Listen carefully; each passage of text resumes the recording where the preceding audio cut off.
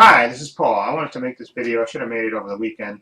Muhammad Ali passed on Friday. Um, uh, he was a great figure in the world of sports and the world of civil rights, and I just wanted to make a video about what he meant to me.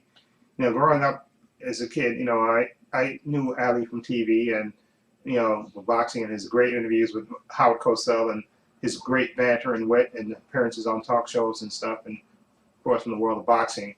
And as I grew up, I knew who Ali was, and then I found out little things about him, how he used to be called Cassius Clay, and of course, and how he beat Sonny Liston, and exactly back in the '60s when he was drafted into the Vietnam War, and he didn't want to fight. He registered as a conscientious objector. He didn't want to fight, and I think he famously said that I have no fight against the Viet Cong.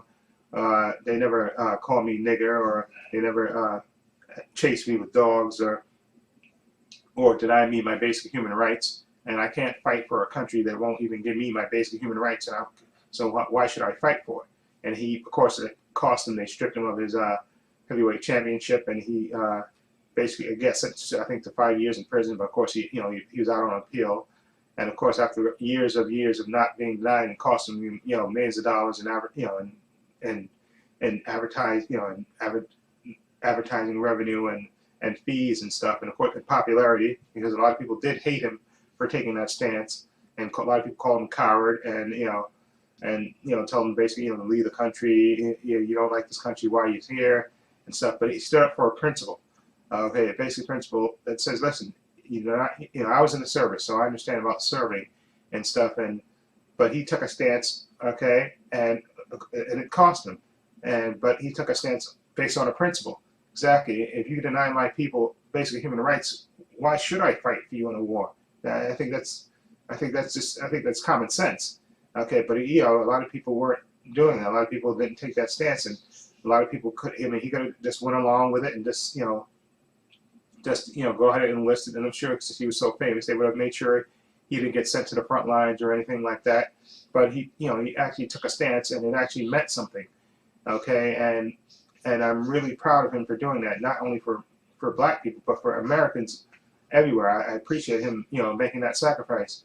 And of course, I remember the fights with, the 3 fights with Frazier, Ken Norton, the rope-a-dope with George Foreman and stuff, and of course, even the Leon Spinks fight, and sadly, towards the end with him fighting Larry Holmes and stuff. And of course, he suffered for the last 30 years of his life, struggled with, with the Parkinson's disease, which gradually robbed him of, being how he was back in the, in the 60s and 70s. It gradually just, took away that, the Ali that everybody knew, grew up with knowing.